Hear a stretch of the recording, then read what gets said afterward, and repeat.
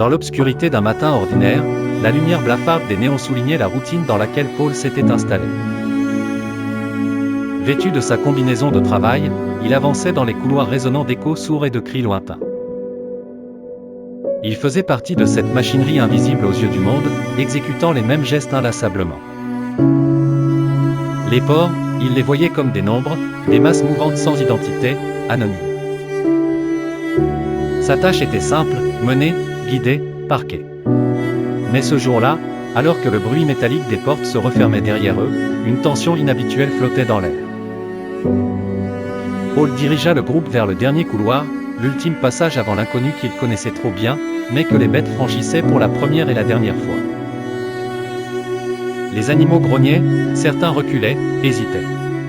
Un mouvement, une résistance, puis soudain, un porc resta immobile. Il avait un pelage sale, le flanc labouré par la peur. Paul s'approcha, la main hésitante. Pour la première fois, il osa regarder vraiment, croiser le regard. Ce ne fut pas un échange banal. Les yeux du porc étaient grands ouverts, fixes et tranquilles, mais empreints d'une détresse qui dépassait l'instinct. Paul sentit une gêne familière laisser place à un trouble inconnu. Ce regard ne contenait ni cri ni mouvement brusque. Il semblait interroger, chercher une issue, comprendre. Paul vit une forme de conscience, une lueur qui ne pouvait exister selon ce qu'on lui avait appris. Pourtant, elle était là, flagrante et bouleversante. Le temps sembla s'arrêter. Derrière lui, les autres employés s'impatientaient. Paul tenta doucement de pousser le porc qui tremblait légèrement. Face à sa résistance silencieuse, il sentit ses propres mains hésiter. Mais la machine devait continuer.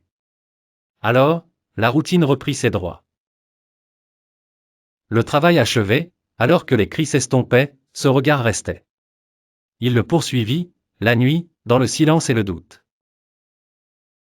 Les jours suivants, Paul croisa d'autres regards, similaires, porteurs d'une même détresse. Il ne pouvait plus ignorer cette vérité, quelque chose dans leurs yeux parlait, un appel muet impossible à nier.